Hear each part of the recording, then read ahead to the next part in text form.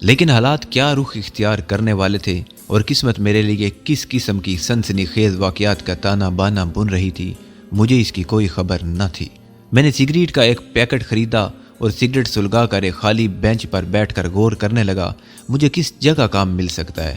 میں عادی سگریٹ نوش نہیں تھا، بس کبھی کبھی شوقیہ سگریٹ نوشی کر لیا کرتا تھا۔ دن کا اجالا پھیلا تو میں نے سوچا کہ شہر کا رخ کرنا چاہیے۔ مشرقی پاکستان کے شہروں کے ناموں سے واقف تو تھا، مگر یہاں پہلی بار آیا تھا۔ میرے پاس کسی شہر کا ٹکٹ نہیں تھا۔ اس سے پہلے کہ ٹکٹ چیک کر پلیٹ فارم کے گیٹ پر آ کر اپنی ڈیوٹی سنبھالتا، میں ریلوے اسٹیشن کی شاندار ڈیوڑی میں پہنچ گیا۔ صبح ہو چکی تھی، مسافروں کی ریل پہل شروع ہو گئی تھی۔ سائیکل رکشے اور موٹر گاڑیاں مسافروں کو لا رہی۔ ساڑی پوش بنگلہ دیشی اور بہاری خواتین اپنے اہل خانہ اور بچوں کے ساتھ ریلوے اسٹیشن میں داخل ہو رہی تھیں۔ میں نے ایک فوجی سپاہی کو دیکھا جو شکل و صورت سے ہی پنجابی لگ رہا تھا۔ میں نے اس کے پاس جا کر سلام کیا، وہ میری طرف دیکھنے لگا۔ میں نے اسے پنجابی میں بتایا کہ میں ایک ٹی کمپنی میں کام کرتا تھا، وہاں سے جواب مل گیا ہے، اب کام کی تلاش میں ڈھاکہ آیا ہوں۔ کیا آپ مجھے یہاں کوئی سستا سا ہوٹل بتا سکتے ہیں جہاں میں کچھ دن رہ سکوں؟ یہ سپاہی 12ویں پنجاب ریجمنٹ کا تھا۔ بڑی خوش اخلاقی سے بولا، یہاں کئی سستے ہوٹل ہیں، لیکن آج کل یہاں کے لوگ مغربی پاکستان والوں اور خاص طور پر پنجابیوں کے خلاف ہیں۔ تم ایسا کرو کہ رکشے میں بیٹھ کر محمد پور چلے جاؤ، وہ پنجابیوں کا گڑھ ہے، وہاں تمہیں سستا ہوٹل بھی مل جائے گا اور ممکن ہے کہیں کام بھی مل جائے۔ میں نے اس کا شکریہ ادا کیا اور رکشے میں بیٹھ کر اسے محمد پور چلنے کو کہا۔ سائیکل رکشہ والا بنگالی تھا۔ رکشہ ڈھاکہ کی شہر کی مختلف سڑکوں سے گزرتا ہوا ایک کشادہ سڑک پر پہنچا جس کے دونوں طرف بڑی بڑی بلڈنگیں تھیں۔ بیچ میں سبزے کی ایک روش تھی۔ ناریل اور پام کے درخت صبح کی خوشگوار ہوا میں آہستہ آہستہ جھوم رہے تھے۔ ڈھاکہ کافی خوبصورت اور بڑا شہر تھا۔ رکشہ بائیں طرف گھوم کر گورنمنٹ ہاؤس کے قریب سے گزرا۔ اس عمارت پر پاکستان کا جھنڈا لہرا رہا تھا۔ رکشہ ایک بہت بڑے گیٹ میں داخل ہو گیا۔ اس گیٹ کی پیشانی پر اردو اور بنگلہ میں ایوب گیٹ لکھا ہوا تھا۔ اس سے پہلے مجھے بازاروں میں کہیں کہیں اردو کے بورڈ بھی نظر آ رہے تھے۔ یہاں داخل ہونے کے بعد اردو کے بورڈ کافی تعداد میں نظر آئے۔ رکشہ والے نے بتایا کہ ہم محمد پور میں داخل ہو چکے ہیں۔ محمد پور ہی میں وہ دہان منڈی تھی جہاں عوامی لیگ کے لیڈر شیخ مجیب الرحمان کا بنگلہ تھا۔ مجھے اس علاقے میں مغربی پاکستان کے پنجابیوں کی اکثریت تھی۔ ایک جگہ میں نے خان ہوٹل کا بورڈ دیکھا تو رکشہ والے کو ادھر چلنے کا اشارہ دیا۔ میں نے اس ہوٹل میں ایک کمرہ کرائے پر لے لیا۔ سب سے پہلا کام میں نے یہ کیا کہ کمرے کا دروازہ بند کر کے پلنگ پر گر پڑا اور ایسی گہری نیند سویا کہ دوپہر کے 2-2:30 بجے جا کر آنکھ کھلی۔ میں ہاتھ منہ دھو کر نیچے آ گیا۔ ایک میز پر بیٹھ کر بھنڈی توری اور روٹی کھائی، چائے کا کپ منگوایا اور چائے پیتے ہوئے سوچنے لگا مجھے یہاں کسی سے ملنا چاہیے تاکہ مجھے کوئی لکھنے پڑھنے کا کام مل جائے اور میں لاہور جانے کا ایئر ٹکٹ حاصل کر سکوں۔ خان ہوٹل کا مالک ملک اللہ یار خان مغربی پاکستان کا ایک ہدیڑ عمر کا آدمی تھا۔ میں نے اس سے بات کی تو اس نے اوپر سے لے کر نیچے تک میرا جائزہ لیا اور رجسٹر پر کچھ لکھتے ہوئے بولا، بھائی جی یہاں تو پہلے ہی بڑی بیکاری ہے اور پنجابیوں کو تو یہاں کوئی نوکری نہیں دیتا۔ جب میں نے اسے اپنی مجبوری بتائی اور کہا کہ میں مغربی پاکستان جانے کے لیے کرائے کی رقم جمع کرنا چاہتا ہوں تو کہنے لگا، بھائی جی تم ایسا کرو کہ یہاں ایک کشمیری نادر بٹ صاحب قالینوں کا کاروبار کر، ان سے جا کر مل لو، شاید وہاں تمہیں کام مل جائے۔ میں نادر بٹ کا ایڈریس لے کر محمد پور کے علاقے میں پیدل ہی ان کی دکان کی طرف چل پڑا۔ نادر بٹ کی دکان 2 منزلہ کوٹھی نما عمارت میں تھی۔ دکان نچلی منزل پر تھی، اوپر ان کی بیوی اور بچے رہتے تھے۔ دکان کے باہر بٹ کارپٹ ہاؤس کا انگریزی میں لکھا ہوا بورڈ لگا ہوا تھا۔ دکان خوبصورت تھی اور قالینوں سے بھری ہوئی تھی۔ نادر بٹ کی عمر 50 کے لگ بھگ تھی، مگر گورا چٹا اور مضبوط جسم کا آدمی تھا۔ وہ دکان کے اندر کاؤنٹر پر بیٹھا حساب کتاب میں مصروف تھا کہ میں سلام کر کے ان کے پاس بیٹھ گیا۔ ان کا ملازم ایک غیر ملکی گاہک کو قالین کھول کھول کر دکھا رہا تھا۔ میں نے اپنی کہانی بیان کی کہ میں چائے کے ایک دفتر میں ملازم تھا، لاہور کا رہنے والا ہوں، اب بیکار ہوں اور کام چاہتا ہوں تاکہ کچھ رقم جوڑ کر واپس لاہور جا سکوں۔ بٹ صاحب مجھے غور سے دیکھ رہے تھے۔ تھوڑی دیر میں مجھ سے پوچھ گچھ کی، میرے لاہور والے گھر اور رشتہ داروں کے بارے میں پوچھا، تعلیمی قابلیت معلوم کی۔ جب میں نے بتایا کہ میں بھی لاہور کی ایک کشمیری فیملی سے تعلق رکھتا ہوں تو انہوں نے مجھے اپنی دکان پر بحیثیت منشی ملازم رکھ لیا۔ تنخواہ اگرچہ بہت کم تھی لیکن مجھے ایک سہارے کی ضرورت تھی اور وہ مجھے مل گیا تھا۔ میری رہائش ہوٹل میں ہی رہی۔ دن کو بٹ صاحب کی دکان پر کام کرتا اور رات کو خان ہوٹل میں جا کر سو جاتا۔ شہر میں کشیدگی بڑھتی جا رہی تھی۔ عوامی لیگ کے حامی لمبے چوڑے جلوس نکالتے۔ ان کا مطالبہ تھا کہ یحییٰ حکومت اسمبلی کا اجلاس طلب کرے۔ مغربی پاکستان میں بھٹو نے ادھر ہم ادھر تم کا نعرہ لگا دیا تھا۔ فروری میں حالات زیادہ خراب ہو گئے تھے۔ ڈھاکہ میں بنگالی اکثریت والے علاقوں سے پنجابی اور بہاری میرپور اور محمد پور کی بستیوں میں منتقل ہونے لگے۔ بنگالی جلوسوں کی شکل میں مغربی پاکستان کی حکومت کے خلاف نعرے لگاتے محمد پور کی بستی سے گزرتے ہوئے شیخ مجیب الرحمان کی دھان منڈی والی کوٹھی کی طرف جاتے۔ ان کے تیور بتا رہے تھے کہ کوئی بہت بڑا طوفان سر اٹھانے والا ہے۔ باشانی گروپ بھی مغربی پاکستان سے چھٹکارا حاصل کرنے کے لیے عوامی لیگ کے مظاہروں میں شریک ہو گیا تھا۔ میں سوچنے لگا کہ ڈھاکہ سے چٹا گانگ جا کر بحری جہاز پکڑ لوں اور کراچی روانہ ہو جاؤں، لیکن بدقسمتی سے مارچ میں حالات نے تباہ کن صورتحال اختیار کر لی۔ یکم مارچ کو یحییٰ خان نے اعلان کر دیا کہ اسمبلی کا اجلاس نہیں بلایا جائے گا۔ اس وقت تک مکتی باہنی طلباء اور بھارتی فوج کے سپاہیوں نے بنگالی شہریوں کے بیس میں آبادیوں میں جگہ جگہ اپنے خفیہ اڈے اور مورچے قائم کر لیے تھے۔ یحییٰ حکومت کے اس اعلان کے بعد کہ اسمبلی کا اجلاس نہیں بلایا جائے گا، ڈھاکہ میں شہر لوٹ مار اور آتش زنی کی وارداتیں شروع ہو گئیں۔ غیر بنگالیوں کے گھروں اور دکانوں کو لوٹ کر نظر آتش کیا جانے لگا۔ مشرقی پاکستان کے تقریباً ہر شہر میں غیر بنگالیوں پر ظلم و ستم کے پہاڑ ٹوٹ پڑے تھے۔ محمد پور اور میرپور صرف اس لیے ابھی تک بچے ہوئے تھے کہ یہاں آبادی کی اکثریت غیر بنگالی تھی۔ 2 مارچ کو شہر میں کرفیو لگا دیا گیا۔ اس کے اگلے روز شیخ مجیب الرحمان نے عدم تعاون کی تحریک کا اعلان کر دیا۔ 2 گھنٹے کے لیے کرفیو کھلا تو میں نے ایوب گیٹ کے باہر بڑے بازار کی طرف جا کر دیکھا تو تمام غیر بنگالیوں کی دکانیں اور مکان نظر آتش کر دیے گئے تھے۔ ہر طرف افراتفری کا عالم تھا۔ بنگالی بھوکے بھیڑیوں کی طرح غراتے پھر رہے تھے۔ غیر بنگالی بھاری تعداد میں ہجوم در ہجوم ایئرپورٹ کی طرف بھاگے جا رہے تھے۔ پاک فوج نے ایئرپورٹ پر قبضہ کر لیا تھا۔ بنگالی پولیس اور فوجی رجمنٹیں بغاوت کر کے اسلحہ لے کر مکتی باہنی کے ساتھ جا ملی تھی۔ بٹ کارپیٹ ہاؤس کا کاروبار بھی ٹھپ ہو گیا تھا۔ غیر ملکی گاہک بھی ادھر ادھر کا رخ کرتے ہوئے گھبراتے تھے۔ میرا لاہور واپس جانے کا پروگرام بھی کھٹائی میں پڑ گیا تھا۔ پھر بھی بٹ صاحب نے میرے لیے ہوائی جہاز کا ٹکٹ حاصل کرنے کی کوشش شروع کر دی، مگر ٹکٹوں کی بلیک ہو رہی تھی اور مسافروں کی ایک بھاری تعداد پہلے سے ہی ویٹنگ لسٹ پر تھی۔ بٹ صاحب نے مجھے تسلی دیتے ہوئے کہا کہ حالات جلد ٹھیک ہو جائیں گے، پھر تم اطمینان سے مغربی پاکستان چلے جانا، میں خود تمہیں ٹکٹ خرید کر دوں گا۔ مگر اب وقت گزر چکا تھا۔ غیر بنگالیوں کا قتل عام ہو رہا تھا۔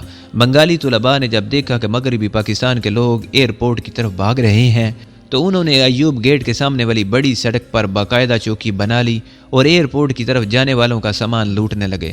پہلے ہی روز پنجابیوں کو روکا گیا تو انہوں نے اپنا سامان چیک کروانے سے انکار کر دیا۔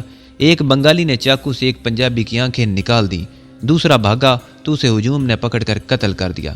راجہ شاہی، چٹا گانگ، بوگرا، رنگ پور اور دوسرے اہم شہروں سے بھی اسی قسم کی بھیانک خبریں آ رہی تھیں۔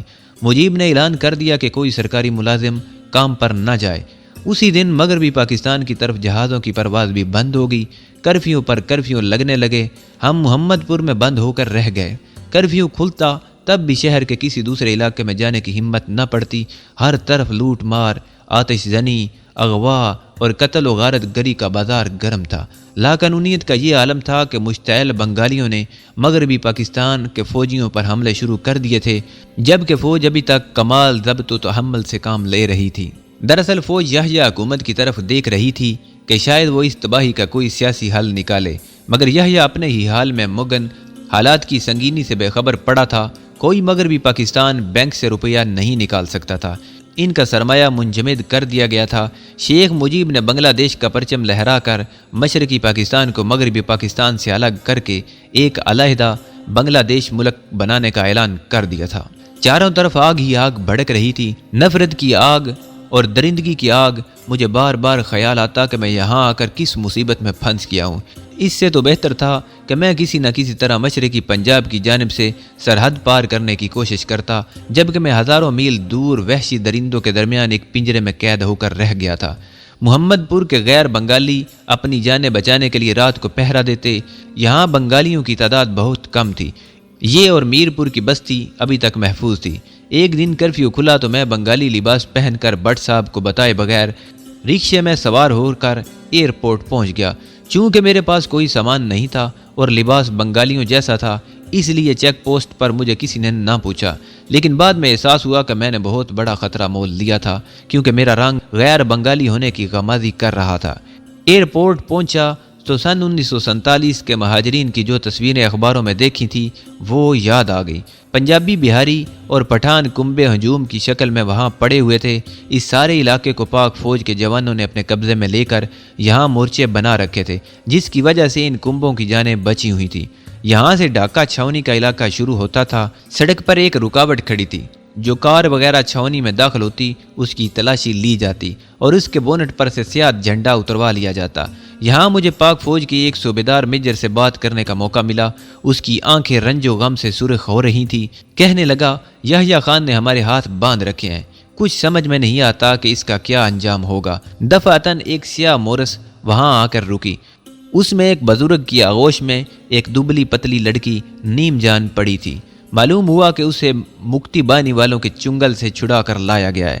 صوبیدار میجر سر تھام کر ایک کھوکھے پر بیٹھ گیا۔ میں وہاں سے محمد پور کے لیے روانہ ہوا تو میں بھی رکشا لیتے ہوئے گھبرا رہا تھا، لیکن محمد پور پیدل جانا بھی خطرے سے خالی نہیں تھا۔ اب تو فوج کو بھی شہر میں داخل ہونے کی اجازت نہیں تھی۔ یوں محسوس ہونے لگا جیسے میں نے محمد پور سے نکل کر سخت حماقت کی ہو۔ شام کے 5 بج رہے تھے۔ رکشا والے بنگالی کھڑے تھے۔ میں نے محمد پور کا نام لینے کی بجائے ایک بنگالی رکشے والے سے کہا۔ وہ اپنے ساتھیوں کی طرف دیکھ کر مسکرایا اور انہیں بنگالی زبان میں کچھ کہا۔ میرے دل نے کہا کہ اس رکشے میں نہ بیٹھو، لیکن اس وقت تک رکشا سڑک پر دوڑنے لگا تھا۔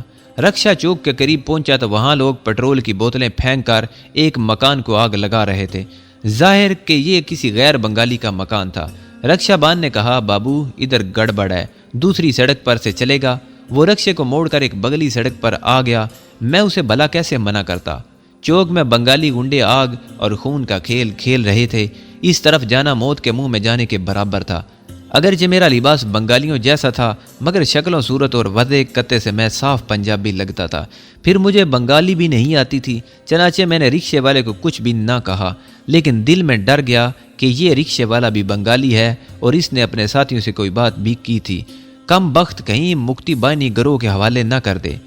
رکشا 2-3 ذیلی سڑکوں سے گزر کر ایک ایسی سڑک پر آ گیا جو اس سے پہلے میں نے نہیں دیکھی تھی۔ یہاں ایک طرف پانی کی بہت بڑی ٹینکی تھی۔ میں نے رکشا والے سے پوچھا کہ وہ کس طرف آ گیا ہے۔ اس نے ٹوٹی پھوٹی اردو میں کہا، بابو ادھر خطرہ ہے، تم فکر نہ کرو، ہم تمہیں گھر پہنچا دے گا۔ بنگالی نوجوانوں کی ایک ٹولی فٹ پاتھ پر لاٹھیاں اٹھائے کھڑی تھی۔ میرا رکشا ان کے قریب سے گزرا تو انہوں نے مجھے کھا جانے والی نظروں سے دیکھا۔ میں رکشے میں سمٹ کر بیٹھا رہا۔ رکشا ان سے تھوڑی دور ہی گیا ہوگا کہ ایک دھماکہ ہوا اور رکشا اچھل پڑا۔ میرے پیچھے بارود کا دھواں ہی دھواں پھیل گیا تھا۔ رکشا ڈرائیور نے رکشے کو گرتے گرتے سنبھال لیا اور چیخ کر بولا، بابو بم مارا ہے، اور اس کے ساتھ ہی اس نے رکشے کو سارا زور لگا کر چلانا شروع کر دیا۔ میرا دل زور زور سے دھڑک رہا تھا۔ میں نے دشمن کے مورچوں میں گھس کر ان کی بڑی بڑی توپیں بمبوں سے اڑا دی تھی، مگر اتنی گھبراہٹ اس وقت بھی نہیں ہوئی تھی۔ ایک عجیب صورتحال تھی۔ موت مجھ سے آنکھ مچولی کھیل رہی تھی۔ بنگالی رکشا ڈرائیور رکشے کو طوفانی رفتار سے چلاتے ہوئے خدا جانے کدھر کدھر گھماتا ہوا کہاں کا کہاں جا نکلا تھا۔ اوپر سے شام ہو رہی تھی۔ مجھے فکر لاحق ہو گئی کہ خدا جانے زندہ محمد پور پہنچ بھی سکوں گا یا نہیں۔ میں نے رکشا والے سے کہا کہ وہ مجھے کہاں لے آیا ہے۔ ہم ایک ایسی چھوٹی سی نیم پختہ سڑک پر کھڑے تھے جس کے ایک جانب گندا نالا تھا اور دوسری طرف پرانی وضع کے مکان بنے ہوئے تھے۔ یہ ساری بنگلہ آبادی تھی۔ رکشا والے نے کہا، بابو میں مسلمان ہوں، جانتا ہوں تم بھی مسلمان ہو اور پنجابی ہو، تم قالین والوں کے ہاں کام کرتے ہو۔ میرے بدن میں خوف کی لہر دوڑ سی گئی۔ خدا جانے یہ بنگالی رکشا ڈرائیور گھیر کر مجھے کس دشمن علاقے میں لے آیا ہے، لیکن اس کی باتوں سے مجھے کچھ حوصلہ ہو گیا تھا۔ اس نے رکشا آگے بڑھا دیا۔ ہم گندے نالے کے ساتھ ساتھ جا رہے تھے۔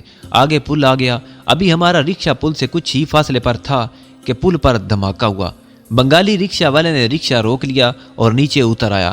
پل پر میں نے آدمیوں کا ایک ہجوم دیکھا جو ایک عورت اور ایک آدمی کو پکڑ کر گھسیٹتے ہوئے لا رہے تھے۔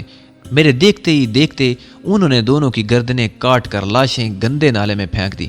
رکشا ڈرائیور نے تیزی سے رکشے کو پیچھے موڑا اور جلدی جلدی پاؤں مارتا ہوا اس کچی سڑک پر آ گیا جہاں پرانی طرز کے مکان تھے اور بنگالی بچے باہر کھیل رہے تھے۔ وہ کانپتی ہوئی آواز میں بولا، بابو یہ مکتی بانی والے ہیں۔ سائیکل رکشا نیم پختہ سڑک پر ہچکولے کھاتا تیزی سے مکانوں کی قطار کے پیچھے مڑ گیا۔ پھر ایک بہت سیدھا بلڈنگ کے احاطے میں داخل ہو گیا۔ رکشہ ڈرائیور نے مجھے اترنے کو کہا۔ میں اس کے رحم و کرم پر تھا، اس کی بات ماننے کے سوا کچھ نہیں کر سکتا تھا۔ وہ مجھے مکتی باہنی والوں کا ساتھی لگنے لگا تھا۔ میں نے اس سے اردو میں صرف اتنا پوچھا کہ وہ مجھے کہاں لے آیا ہے۔ بنگالی رکشہ ڈرائیور نے کوئی جواب نہ دیا اور اپنے پیچھے آنے کا اشارہ کیا۔ احاطے میں ایک تاریک زینہ اوپر جاتا تھا۔ بابو، ابھی باہر خطرہ ہے، اوپر آ جاؤ۔ میرے لیے تو اوپر بھی خطرہ تھا، لیکن دھڑکتے ہوئے دل کے ساتھ زینہ چڑھنے لگا۔ ایک دبلی سی سفید ساڑی پوش عورت مجھے دیکھتے ہی ایک طرف ہٹ کر اپنے ہاتھ ساڑی کے پلو سے پونچھنے لگی۔ وہ برتن دھو رہی تھی۔ بنگالی رکشہ ڈرائیور نے اسے بنگلہ زبان میں جلدی جلدی کچھ کہا اور پھر مجھے کمرے میں لے جا کر تخت پر بٹھا دیا۔ وہ خود کھڑکی میں سے نیچے جھانکنے لگا۔ اس نے کھڑکی بند کر دی اور ساڑی پوش عورت کو آواز دی جو اس کی بیوی تھی۔ وہ میرے لیے چائے بنا کر لے آئی۔ میرا نام لال میاں ہے، یہ میری بیوی زلیخا ہے۔ اس وقت تمہارا باہر نکلنا خطرناک ہے، تم رات یہاں رہو، صبح صبح تمہیں محمد پور چھوڑ آؤں گا۔ میں نے اس کا شکریہ ادا کیا اور کہا کہ اس کا گھر بھی میرے لیے محفوظ نہیں ہے، مکتی باہنی والے یہاں بھی آ سکتے ہیں۔ وہ بولا، ہم تمہیں چھپا دیں گے، تم فکر نہ کرو، میں جاگ کر پہرا دوں گا۔ ایک نئی مصیبت پیدا ہو گئی تھی۔ میں اس وقت کو کوسنے لگا جب گھر سے ایئرپورٹ کے لیے روانہ ہوا تھا۔ مجھے حالات کی سنگینی کا احساس تھا۔ تھوڑی دیر قبل ہی اپنی آنکھوں سے ایک غیر بنگالی عورت اور مرد کو قتل کرتے ہوئے دیکھ چکا تھا۔ یہ قتل عام پورے مشرقی پاکستان میں جاری تھا۔ رات کے اندھیرے نے باہر نیم پختہ سڑک کو اپنی لپیٹ میں لے لیا تھا۔ کہیں کہیں کھمبے پر کوئی مدھم سی بتی جل رہی تھی۔ لال میاں نے مجھے دال بھات کھلایا۔ مجھے نادر بٹ صاحب کا خیال آنے لگا۔ وہ یقیناً میرے بارے میں پریشان ہوں گے اور جب رات کو ان کے پاس نہیں پہنچوں گا تو وہ یہی سمجھیں گے کہ میرے ساتھ کوئی بھیانک حادثہ ہو گیا ہے۔ لال میاں باہر دلان میں چولہے کے پاس بیٹھا اپنی بیوی سے چائے بنوا رہا تھا کہ اچانک نیچے شور ہوا۔ لال میاں لپک کر میرے کمرے میں آیا۔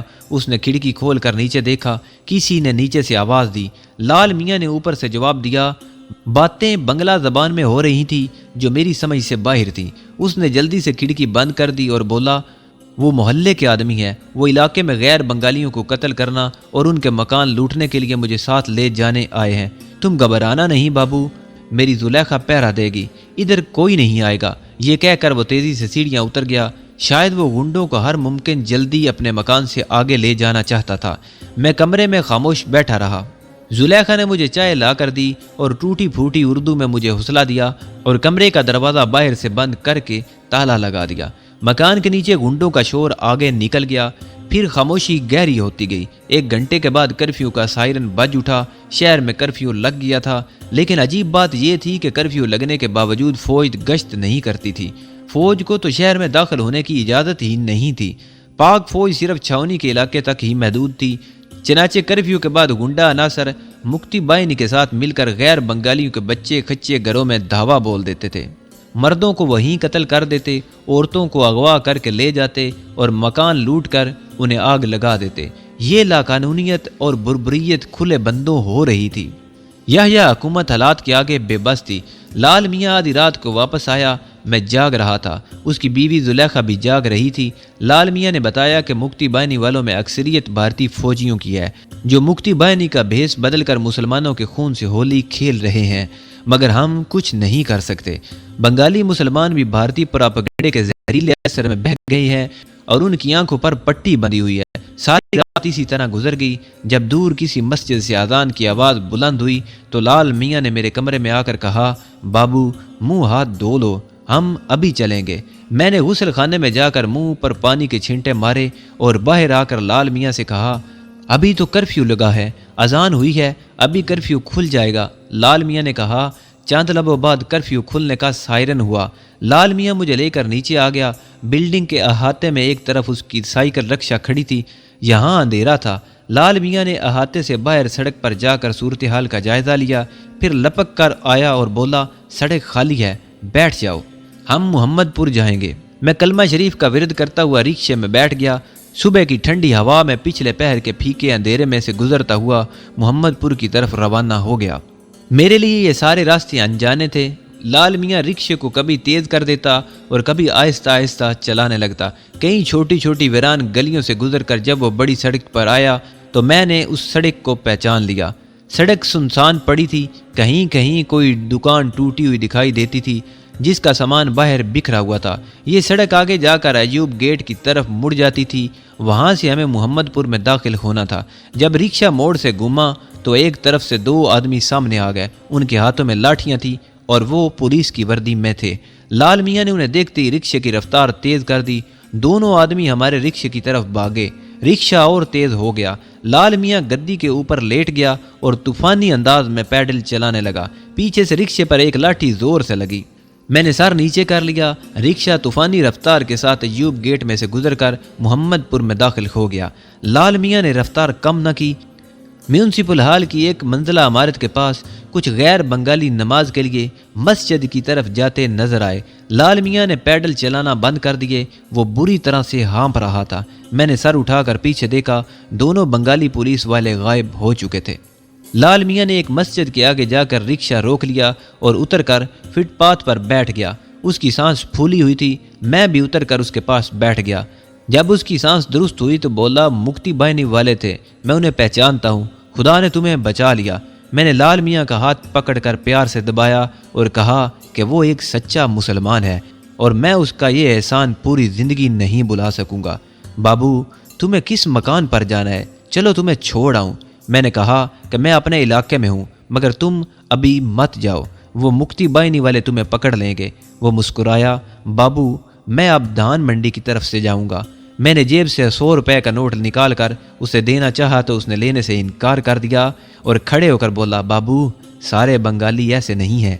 یہ کہہ کر وہ رکشے پر سوار ہوا اور میرے دیکھتے ہی دیکھتے دھان منڈی کی طرف جاتی گلیوں میں غائب ہو گیا۔ میرا دل مفلوق الحال مگر سچے بنگالی کے جذبات سے لبریز ہو گیا۔ اس نے اپنی جان خطرے میں ڈال کر مجھے 1 سے زیادہ مرتبہ موت کے منہ سے بچا لیا تھا۔ نادر بٹ صاحب نے مجھے اپنے سامنے دیکھا تو یا اللہ تیرا شکر ہے کہہ کر مجھے گلے لگا لیا۔ تم کہاں چلے گئے تھے؟ ہم تمہاری زندگی سے مایوس ہو چکے تھے۔ میں نے انہیں مختصر الفاظ میں اپنی روداد سنائی اور واپس خان ہوٹل آ گیا۔ میں اپنے کمرے میں چارپائی پر لیٹا ہی تھا کہ دان منڈی کی طرف دھماکہ ہوا اور پھر پرندوں کا شور سنائی دینے لگا۔ لوگ مکانوں سے باہر نکل آئے۔ معلوم ہوا کہ مکتی باہنی والوں نے اقبال اسکول پر بم مارا ہے۔ پھر دن نکل آیا اور میں نے سونے کی بجائے غسل کر کے کپڑے بدلے، ناشتہ کیا اور بٹ کارپٹ ہاؤس پہنچ گیا۔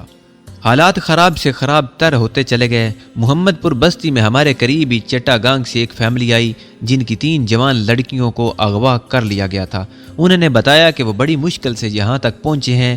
وہ بہاری لوگ تھے، ایک عرصے سے مشرقی پاکستان میں مقیم تھے، روانی سے بنگالی بولتے تھے، مگر ان کا کہنا تھا کہ بنگالی ان کے لہجے سے پہچان جاتے ہیں کہ وہ بہاری ہیں۔ ان کی زبانی یہ بھی معلوم ہوا کہ مکتی بائنے والی چٹا گانگ کے گرلز ہاسٹل سے تمام لڑکیاں اغوا کر کے لے گئے ہیں۔ بربریت کے بھیانک سائے اب محمد پور کی طرف بھی بڑھ رہے تھے۔ میر پور بہاری بستی کی جانب سے بھی بڑی ہولناک خبریں آ رہی تھی۔ ان کا پانی بند کر دیا گیا تھا۔ بٹ صاحب نے مجھے اپنی دکان پر بلوایا تھا۔ میں رات کو ان کے شو روم میں سوتا تھا۔ وہ اوپر والی منزل میں کھڑکیاں دروازے بند کر کے سوتے تھے۔ شو روم کے دروازے کے اندر کی جانب رات کو ایک الماری رکھ دی جاتی تھی۔ اگرچہ یہ غیر بنگالی علاقہ تھا لیکن تباہی کے منحوس سائے اس پر بھی منڈلانے لگے تھے۔ ساری رات مکتی بائنی والوں کے اشتعال انگیز نعروں کی آوازیں آتی رہتی، بمبوں کے دھماکے ہوتے رہتے، سب کی نیندیں اڑ گئی تھی۔ لوگ محمد پور کے علاقے سے باہر جاتے ہوئے گھبراتے تھے۔ مارچ کی شروع میں محمد پور بستی کے کنارے والی آبادی پر حملے شروع ہو گئے اور لوگ جانیں بچا کر بستی کے اندر کی طرف بھاگنے لگے۔ پاک فوج کو ابھی تک چھاؤنی سے باہر آنے کی اجازت نہیں تھی۔ محمد پور کے اقبال اسکول پر مکتی بائنی نے قبضہ کر لیا تھا۔ یہاں قتل گاہ مہاجرین بنا دی گئی، جہاں باہر سے غیر بنگالیوں کو پکڑ کر لایا جاتا اور انہیں طرح طرح کی اذیتیں دے کر ہلاک کر دیا جاتا تھا۔ ساری بستی خوف و ہراس میں ڈوب گئی۔ نادر بٹ ہر وقت پستول لگائے رہتے تھے۔ 15 مارچ کی رات کو ہمارے شو روم پر رائفل سے فائرنگ ہوئی۔ نادر بٹ صاحب کی ٹیوٹا گاڑی شو روم کے سامنے کھڑی رہتی تھی۔ ایک رات مکتی بائنی والے اسے گھسیٹ کر لے گئے۔ ٹیلی فون کا سلسلہ کئی روز سے منقطع تھا۔ اگر ٹیوب ویل بستی کے اندر نہ ہوتا تو پانی بھی بند ہو جاتا۔ بجلی کا سلسلہ دن رات میں کئی بار ٹوٹ جاتا تھا۔ دھان منڈی کی طرف بنگالیوں نے اپنے مکانوں پر بنگلہ دیش کے پرچم لہرا دیے تھے۔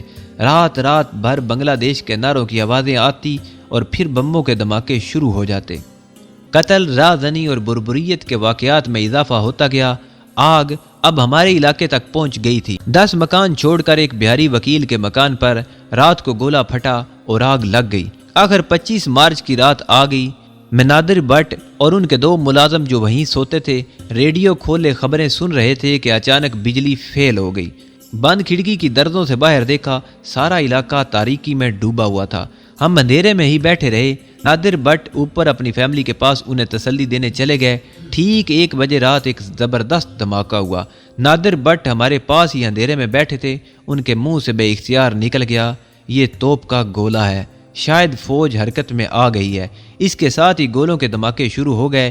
پھر نعرہ تکبیر، اللہ اکبر اور پاکستان زندہ باد کی آوازیں سنائی دی۔ ہمارے چہرے خوشی سے چمک اٹھے۔ مشین گن کی فائرنگ ہونے لگی۔ 1 گھنٹے بعد پاک فوج کی گاڑیاں محمد پور کی بستی میں پہنچ گئی۔ لوگ پاک فوج زندہ باد، پاکستان زندہ باد اور اللہ اکبر کے نعرے لگاتے گھروں سے نکل آئے۔ لاؤڈ سپیکر پر اعلان ہوا کہ مکانوں پر سے بنگلہ دیش کے پرچم اتار دیے جائیں، شہر کو فوج کے حوالے کر دیا جائے۔ 26 مارچ کو سورج طلوع ہوا تو ہمیں محسوس ہوا کہ ہم ایک بار پھر پاکستان کی آزاد فضاؤں میں سانس لے رہے ہیں۔ گاڑیاں سڑکوں پر چلنے لگی۔ شہر کی زندگی 29 مارچ تک معمول پر آ گئی۔ مشرقی پاکستان کے دوسرے شہروں اور خاص طور پر سرحدوں پر پاکستان کی سالمیت کو بچانے کی جنگ جاری تھی۔ پل ٹوٹ رہے تھے، کارخانوں، دفتروں اور بینکوں سے شر پسند لوگ بھاگ گئے تھے۔ مغربی پاکستان سے فوج اور ٹیکنیکل اسٹاف کی آمد کا سلسلہ شروع ہو گیا تھا۔ فوج کا تحفظ ملا تو ایئرپورٹ پر بیٹھے ہوئے لوگ واپس اپنے گھروں میں آ گئے۔ جو بنگالی اپنی دکانیں چھوڑ کر بھاگ گئے تھے، ان کی دکانیں دوسرے لوگوں کو الاٹ ہونا شروع ہو گئیں تاکہ شہری زندگی کا کاروبار معمول پر آ جائے۔ PIA کی سروس بھی بحال ہو گئی۔ میں نے نادر بٹ سے درخواست کی کہ وہ مجھے ہوائی جہاز کا ٹکٹ لے دیں تاکہ میں کراچی واپس چلا جاؤں۔ انہوں نے میرے کندھے پر ہاتھ رکھ کر کہا، برخوردار، اب تمہیں اپنا ملک چھوڑنے کی کیا ضرورت ہے؟ حالات ٹھیک ہو گئے ہیں، یہ بھی اپنا ہی پاکستان ہے۔ شہر میں دکانیں خالی پڑی ہیں۔ فارم گیٹ کے پاس نوادرات کی ایک دکان ہندو چھوڑ کر بھاگ گئے ہیں۔ میں تمہیں یہ دکان الاٹ کرا دیتا ہوں، تم یہاں اپنا کاروبار کیوں نہیں شروع کر دیتے؟ اس وقت بڑا سنہرا موقع ہے، لاکھوں میں کھیلنے لگو گے۔ میں نے روپے پیسے کے بارے میں کبھی سنجیدگی سے غور ہی نہیں کیا تھا، لیکن نہ جانے اس وقت یہ خیال کہاں سے میرے دماغ میں آ گیا کہ میں اگر نادر بٹ کے مشورے پر عمل کروں تو واقعی لاکھوں روپے کما سکتا ہوں۔ میں شہر میں چل پھر کر بھری ہوئی ایسی دکانیں دیکھ چکا تھا جو لوگوں کو اونے پونے الاٹ ہو رہی تھی۔ نادر بٹ اثر و رسوخ والے آدمی تھے۔ مجھے معلوم ہوا تھا کہ وہ بڑی آسانی سے مجھے ہندو کی نوادرات کی دکان الاٹ کرا دیں گے۔ حالات بھی بالکل معمول پر آ گئے تھے۔ کم از کم ڈھاکے میں تو ہر طرف امن و امان تھا اور مکمل پاکستانی فضا قائم تھی۔ نادر بٹ نے مستقبل کی کچھ ایسی روشن جھلکیاں پیش کی کہ میں نے سوچا میں لاہور جا کر کہاں نوکری ڈھونڈتا پھروں گا، جبکہ میں دیکھ رہا تھا کہ لاہور اور کراچی سے لوگ ڈھاکے آ کر دکانیں وغیرہ الاٹ کروا رہے تھے۔ چنانچہ میں نے دولت کمانے کے لالچ میں آ کر اور اپنے سامنے دولت پیدا کرنے کا میدان صاف دیکھ کر حامی بھر لی۔ نادر بٹ مجھے ایک فوجی افسر کے پاس لے گئے جس نے مجھے فارم گیٹ والے مفرور شر پسند پاکستانی دشمن ہندو بنگالی کی دکان الاٹ کر دی۔ کچھ رقم کا چیک معاوضے کے طور پر بٹ صاحب نے لکھ کر دے دیا۔ وہ مجھے لے کر نوادرات کی دکان پر گئے۔ ہمارے ساتھ چند فوجی افسر بھی تھے۔ دکان کا قبضہ مجھے دے دیا گیا۔ دکان آدھی لوٹی جا چکی تھی، پھر بھی اس میں کانسی کے قیمتی تھال، گلدان، قالین اور دوسرے نوادرات موجود تھے۔ میں نے ایک بہاری لڑکا نوکر رکھ لیا اور کاروبار شروع کر دیا۔ حالات چونکہ معمول پر آ چکے تھے اس لیے دکان چل نکلی۔ دیکھتے ہی دیکھتے میری آمدنی میں اضافہ ہو گیا۔ نوادرات کا سامان زیادہ تر ترمینا متی اور چٹا گانگ کے شہروں سے آتا تھا، مگر وہاں حالات بہت کشیدہ تھے اور ہماری فوج مکتی بائنی اور بھارتی کمانڈو کے خلاف زبردست گوریلا جنگ لڑنے میں مصروف تھی۔ اس وجہ سے ان شہروں سے نوادرات کا سلسلہ منقطع تھا۔ بٹ صاحب نے میری دکان میں قالین لا کر ڈال دیے اور میں نے ان قالینوں کی تجارت شروع کر دی۔ اس تجارت نے چند مہینوں میں ہی مجھے مال و مال کر دیا۔ دولت کی ریل پیل ہو گئی۔ میں نے ایئر کنڈیشنڈ گاڑی رکھ لی۔ ڈھاکے کے فیشنیبل علاقے گلشن میں ایک چھوٹی سی پرفضا کوٹھی خرید لی۔ بٹ صاحب کبھی کبھی مجھے نصیحت کرتے کہ میں روپیہ بے ذریع خرچ کرنے کے بجائے بچا کر رکھا کروں۔ بٹ صاحب کا کاروبار مجھ سے 10 قدم آگے تھا اور وہ لاکھوں میں کھیل رہے تھے، مگر وہ بڑے کفایت شعار اور انہوں نے اپنی ساری دولت کراچی کے غیر ملکی بینک میں جمع کروا رکھی تھی۔ میرا کون تھا جس کے لیے دولت بچا بچا کر رکھتا؟ چنانچہ مجھ پر ان کی نصیحت کا کوئی اثر نہ ہوا اور میں عیاشیوں میں پڑ گیا۔ میرے اندر کا جفا کش کمانڈو شیر پنجاب گہری نیند سو گیا تھا۔ سرحدی علاقوں میں صورتحال بگڑتی جا رہی تھی، ہم اس صورتحال سے بے خبر تھے۔ کبھی کبھی اس قسم کی افواہیں ضرور سنتے کہ بھارتی فوجی سادہ لباس میں مشرقی پاکستان کی سرحدوں میں گھس آئی ہے اور مکتی بائنی کے شانہ بشانہ لڑ رہی ہے۔ ایک بار یہ افواہ بھی سنی کہ راجہ شاہی میں پاکستانی فوج کی ایک پوری کمپنی کو مکتی بائنی والوں نے شہید کر دیا ہے، لیکن مغربی پاکستان سے باقاعدہ کمک پہنچ رہی تھی۔ اس لیے ہم اپنی جگہ مطمئن تھے اور زندگی کا کاروبار معمول کے مطابق ہو رہا تھا۔ اگست ستمبر میں ڈھاکہ موسلا دھار بارشوں کی زد میں ہوتا ہے۔ میں نے اپنی گلشن والی کوٹھی میں زندگی کی ہر آسائش جمع کر رکھی تھی۔ کون سی ایسی نعمت تھی جو میرے پاس نہیں تھی؟ شو روم کے اوپر میرا مینیجر اور دوسرے نوکر بیٹھے تھے۔ میرا زیادہ وقت اپنی کوٹھی کے ایئر کنڈیشن کمرے میں میوزک سنتے، پروجیکٹر پر غیر ملکی فلمیں دیکھتے اور اونچی سوسائٹی کی خواتین کی دعوتیں کرتے گزرتا تھا۔ میں جو کماتا اسے اڑا دیتا تھا۔ اکتوبر کا مہینہ آیا تو سرحدی شہروں سے تشویش انگیز خبریں آنے لگی۔ مکتی بائنی کی تقریبی سرگرمیاں ایک بار پھر شروع ہو گئیں۔ اگرچہ ڈھاکہ میں امن و امان تھا مگر دوسرے شہروں میں حالات بدتر ہو رہے تھے اور وہاں سے ایک بار پھر غیر بنگالیوں کی ہجرت شروع ہو گئی تھی۔ ایک رات بٹ صاحب میرے ہاں آئے۔ وہ کچھ پریشان تھے۔ انہوں نے بتایا کہ سیاست دانوں کی ناسمجھی اور خود غرضی کی وجہ سے ملکی حالات اچھے نہیں ہیں۔ فضا میں کوئی بہت بڑا خطرہ منڈلا رہا ہے اور سرحدوں پر ہماری فوج کسمپری کے عالم میں اپنی بقا کی جنگ لڑ رہی ہے۔ میں بھی فکر مند ہوا اور فوراً تجویز پیش کی کہ ہمیں سارا کاروبار ٹھکانے لگا کر یہاں سے نکل جانا چاہیے۔ بٹ صاحب ہنس پڑے۔ دیکھا مال کتنا پیارا ہوتا ہے، برخودار ابھی حالات اس مقام تک نہیں پہنچے اور پہنچے گے بھی نہیں، سب ٹھیک ہو جائے گا۔ تم صرف ایک کام کرو جس کے لیے میں تمہارے پاس آیا ہوں، ادائیگیاں روک دو اور وصولیاں شروع کر دو، سارا روپیہ کسی غیر ملکی بینک میں جمع کرا دو۔ میں نے بٹ صاحب کی تجویز پر عمل شروع کر دیا۔ 10-15 روز کے اندر اندر میں نے مارکیٹ میں جتنا سرمایہ پھیلایا ہوا تھا اس میں سے تقریباً آدھا اکٹھا کر لیا۔ جب اسے اپنے بینک سے نکلوا کر ایک غیر ملکی بینک میں جمع کروانے کی کوشش کی تو میرے بینک کی بنگلہ شاخ نے روپیہ غیر ملکی بینک میں منتقل کرنے سے انکار کر دیا۔ میں بینک کے خلاف نوٹس بھجوانے کی تیاریاں کر رہا تھا کہ مغربی پاکستان کی سرحد پر بھارت نے حملہ کر دیا۔ مغربی پاکستان میں باقاعدہ جنگ شروع ہو گئی۔ ڈھاکہ میں پاکستان کے حق میں اور اس کے خلاف مظاہرے ہونے لگے۔ مشرقی پاکستان کے محب وطن لوگوں کا خیال تھا کہ جنگ صرف مغربی پاکستان کے محاذ پر ہو رہی ہے، اس لیے مشرقی پاکستان کے محاذ پر بھارت کی کارروائیاں کمزور پڑ جائیں گی اور پاکستانی فوج سرحدوں کو مستحکم کرنے میں کامیاب ہو جائے گی۔ بھارت اب یہ چاہتا تھا کہ کسی طرح پاکستان مشرقی محاذ پر بھی جنگ کا اعلان کر دے۔ آخر اس کی خواہش پوری ہو گئی اور مشرقی پاکستان نے بھی جنگ اعلان کر دیا۔ بھارت نے مغربی اور مشرقی پاکستان کے درمیان فضائی راستہ منقطع کر دیا۔ ہماری فوج مشرقی پاکستان میں محصور ہو کر رہ گئی۔ پھر بھی ہمارے بہادر جوان ہر محاذ پر بھاری یلغار کو روک رہے تھے اور اپنی جانوں کے نذرانے دے رہے تھے۔ ڈھاکہ پر 3 دسمبر کو بھارتی بمباروں نے بم گرائے۔ ہمارے لڑاکا طیاروں نے 7 بھارتی طیارے مار گرائے اور 1 گھنٹے کے بعد کلکتے کے فوجی ہوائی اڈے پر کھڑے بھارتی طیاروں کو بھسم کر کے رکھ دیا۔ ہمارے پاس بمبار اور لڑاکا طیاروں کی کمی تھی۔ اگر طیارہ مار گرایا جاتا تو اس کی جگہ لینے والا کوئی طیارہ نہیں تھا۔ میں نے ڈھاکے کے آسمان پر اپنے 2 سیبر طیاروں کو بھارت کے 8 طیاروں سے لڑتے اور انہیں گراتے دیکھا۔ مشرقی محاذوں کی حالت ناگفتہ ہونا شروع ہو گئی۔ شرپسندوں نے دوبارہ قتل و غارت گری کا بازار گرم کر دیا۔ میں گلشن والی کوٹھی اپنے بنگالی نوکروں کے حوالے کر کے محمد پور میں بٹ صاحب کے مکان میں آ گیا تھا۔ بھارتی توپوں کی رینج کم ہو رہی تھی۔ ڈھاکہ ایئرپورٹ اور چھاونی کے علاقوں پر بم اور راکٹ اولوں کی طرح برستے تھے۔ رات کے وقت انڈین ایئر فورس کی بمباری شدید ہو جاتی تھی۔ 10 دسمبر کو ڈھاکہ ایئرپورٹ پر بھارتی طیاروں نے مسلسل بمباری کر کے اسے بالکل ناکارہ بنا دیا تھا۔ اب ہماری فوج فضائیہ کی مدد کے بغیر لڑ رہی تھی۔ شرپسند بنگالی اور مکتی بائنی گروہ تخریبی کارروائیوں میں سرگرم تھے۔ تیل کے ذخیرے اور پل اڑائے جا رہے تھے۔ محاذ پر لڑتی فوج کی سپلائی لائن کاٹی جا رہی تھی۔ آگے دشمن تھا، پیچھے تخریب کار مکتی بائنی اور شرپسندوں کے تخریبی گروہ تھے۔ پھر بھی ہمارا جو بہادر سپاہی جس مقام پر تھا وہاں ڈٹ کر مقابلہ کر رہا تھا۔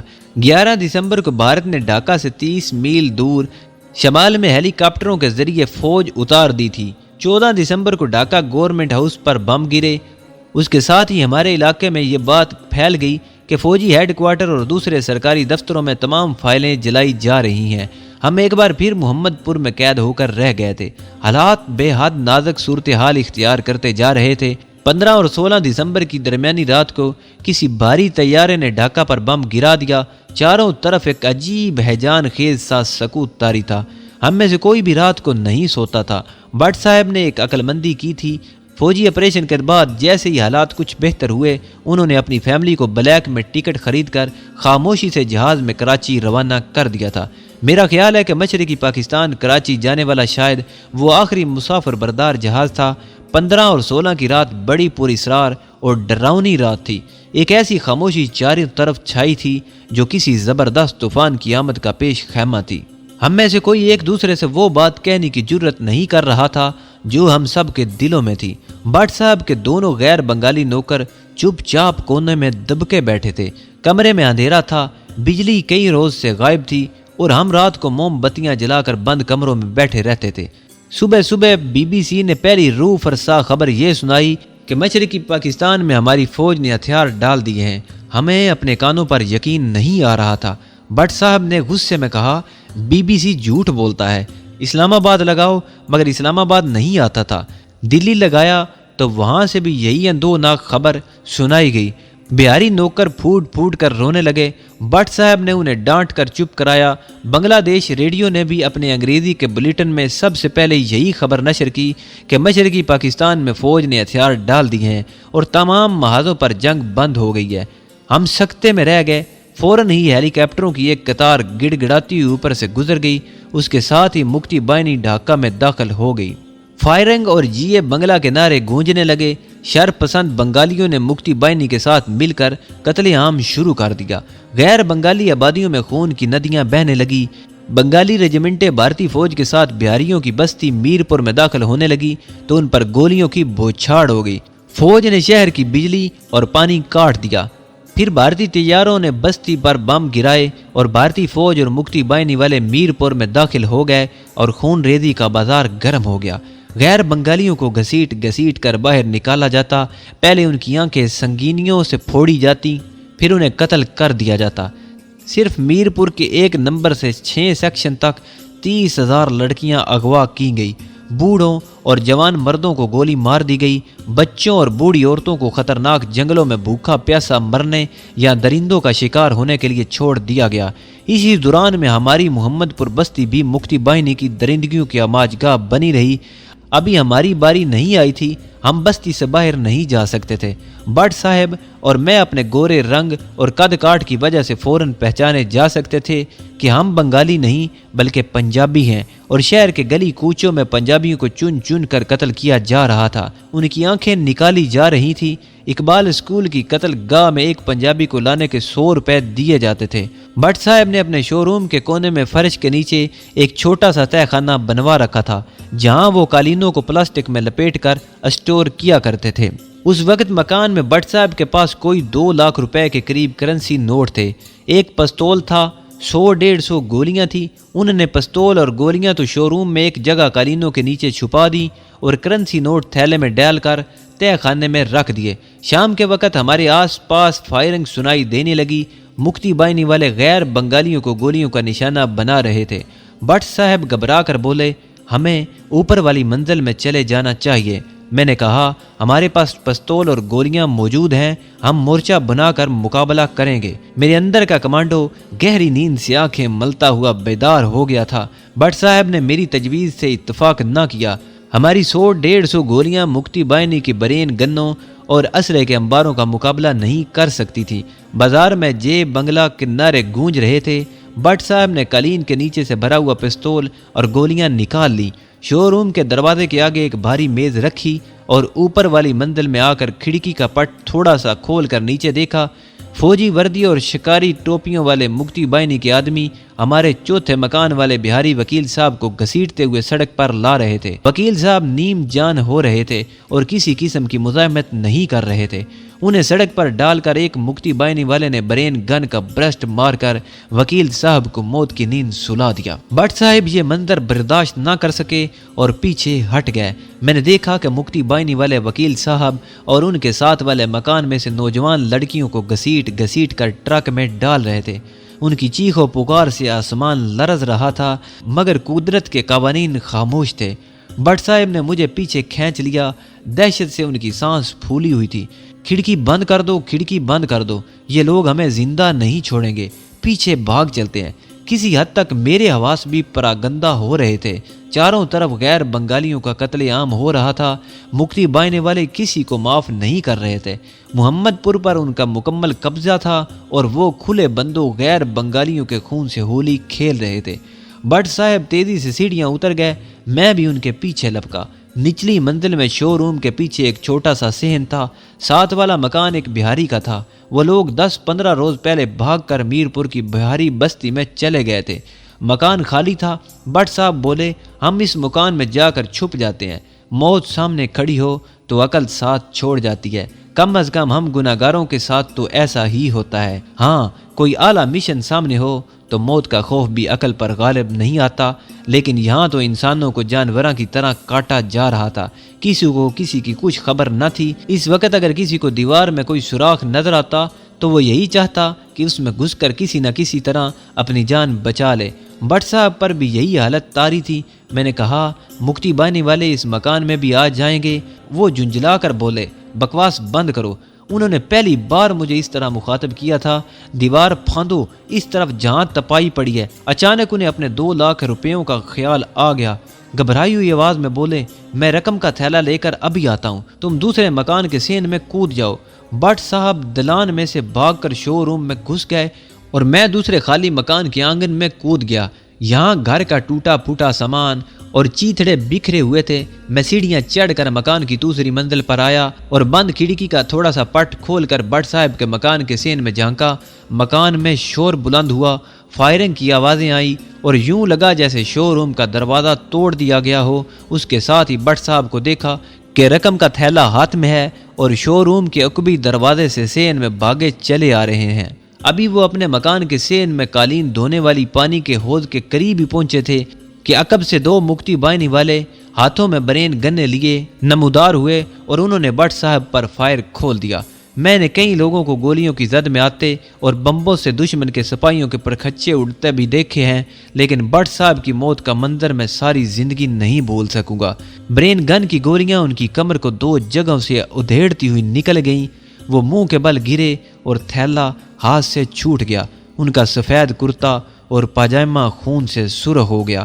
ایک پل کے لیے یوں محسوس ہوا جیسے بٹ صاحب نے سر اٹھا کر اس مکان کی طرف دیکھنے کی کوشش کی ہے جس میں چھپا ہوا تھا، مگر ان کا سر زمین سے بمشکل 2 انچ اوپر اٹھنے کے بعد فرق کے ساتھ لگ کر بے جان ہو گیا۔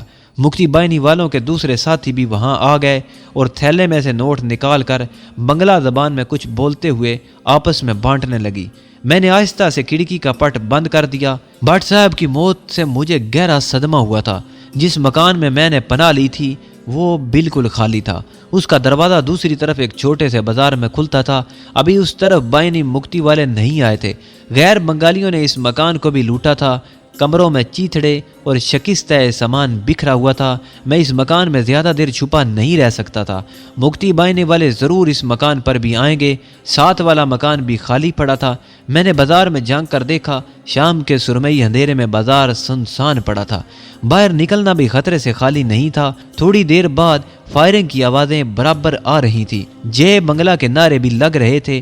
لوگوں کی اونچی اونچی آوازیں آئیں۔ میں نے باہر جھانکا، بازار کے دھان منڈی والے موڑ پر کچھ بنگالی ایک مکان کو آگ لگا رہے تھے۔ اس کا مطلب تھا کہ وہ اس مکان کو بھی نظر آتش کرنے والے تھے۔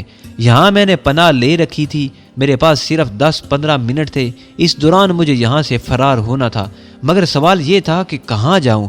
فرار کے جتنے بھی راستے تھے وہاں مکتی بائنی والے اور شر پسند بنگالی ہاتھوں میں برین گنے اور تلواریں لیے کھڑے تھے۔ میں نے زمین پر پڑا کپڑا اٹھا کر سر پر ڈالا اور مکان کے صدر دروازے سے نکل کر فارم گیٹ کی جانب تیز تیز چلنے لگا۔ اس بازار کی ایک جانب درخت تھے، میں بائیں طرف والے خالی اور لوٹے ہوئے مکانوں کے ساتھ لگ کر چل رہا تھا۔ مجھے اپنے پیچھے شور سنائی دیا۔ آگ لگانے والے اب اس مکان پر آگ کے جلتے ہوئے ٹائر پھینک رہے تھے جہاں تھوڑی دیر پہلے میں چھپا تھا۔ میں ایک بغلی گلی میں گھس گیا اور جو مکان سامنے آیا اس کے صحن میں کود گیا۔ برآمدے کی سیڑھیاں چڑھ کر ایک بند دروازہ نظر آیا۔ کسی طرف سے ایک کتے کے بھونکنے کی آواز آئی۔ دروازے کے پیچھے سے کسی مرد کی آواز آئی، بابا ادھر ہم پارسی لوگ رہتا ہے، یہاں کوئی پنجابی بہاری لوگ نہیں ہے۔ میں نے دروازے پر آہستہ سے دستک دی۔ ایک بوڑھے پارسی نے دروازہ کھول کر مجھے غور سے دیکھا۔ اس کے سر پر پارسیوں والی کالی ٹوپی تھی، اس کے پیچھے کمرے میں لالٹین جل رہی تھی۔ کون ہو تم بابا؟ تم کو بول دیا نا کہ ہم پارسی لوگ ہیں، ہم پنجابی نہیں ہیں۔ میں نے سر سے کپڑا اتار دیا اور بولا، میں پنجابی ہوں اور میرے پیچھے مکتی بائنی لگی ہے۔ بوڑھے پارسی کی چھوٹی چھوٹی سفید مونچھیں تھی۔ ایک لمحے کے لیے وہ کچھ ہچکچایا، پھر دروازے سے ہٹ گیا اور مجھے اندر آنے کا اشارہ کیا۔ اس کی بوڑھی بیوی کرسی پر بیٹھی تھی، مجھے دیکھ کر گھبرا گئی۔ بوڑھے پارسی نے اسے اپنی زبان میں کچھ سمجھایا، وہ آپس میں باتیں کرنے لگے۔ دروازہ اندر سے بند کر دیا گیا تھا۔ پارسی نے مجھے مکان کی پچھلی کوٹری میں چھپا دیا اور کہنے لگا، تم ادھر پڑا رہو، زیادہ دیر رہو گے تو وہ تمہیں پکڑ لیں گے، رات کے اندھیرے میں کسی طرف بھاگ جانا۔ یہ کہہ کر وہ چلا گیا۔ کوٹھڑی میں گھر کا پرانا سامان پڑا تھا۔ میں سوچنے لگا پارسی بوڑھا اپنی جان خطرے میں نہیں ڈالنا چاہتا، یہ اس کا حق تھا۔ سوال یہ تھا کہ میں رات کے اندھیرے میں بھاگ کر کہاں جاؤں گا؟ چاروں طرف بے بسی اور بے کسی کی موت منتظر تھی۔ میرے پاس کوئی ہتھیار بھی نہیں تھا۔ بوڑھے پارسی نے مجھے چاول اور اچار لا کر دیا۔ میں نے تھوڑا بہت زہر مار کیا اور اسے سمجھانے کی کوشش کی کہ اگر میں رات کو یہاں سے نکل گیا تو شہر میں مکتی بائنی کے لوگ پھیلے ہوئے ہیں، میں ان کے ہتھے چڑھ جاؤں گا۔ بابا تم کسی انڈین فوجی کے آگے جا کر قیدی بن جاؤ، پھر تمہاری جان بچ جائے گی۔ لیکن انڈین فوجی بھی مکتی بائنی کے ساتھ مل کر لوٹ مار اور قتل و غارت گری میں مصروف تھے۔ میں نے اس کی بہت منت سماجت کی کہ کسی طرح وہ چند روز مجھے اس کوٹھڑی میں چھپا رہنے دے، مگر وہ اپنی بیوی سے ڈرتا تھا اور اس کی بیوی میری وجہ سے اپنی اور اپنے بوڑھے خاوند کی جان خطرے میں ڈالنا نہیں چاہتی تھی۔ وہ نہ مانا اور اسی بات پر مصر رہا کہ مجھے رات کے اندھیرے میں چلے جانا چاہیے۔ میں خاموش ہو گیا اور کر بھی کیا سکتا تھا؟ اب نہ جانے حالات میرے ساتھ کیا کرتے۔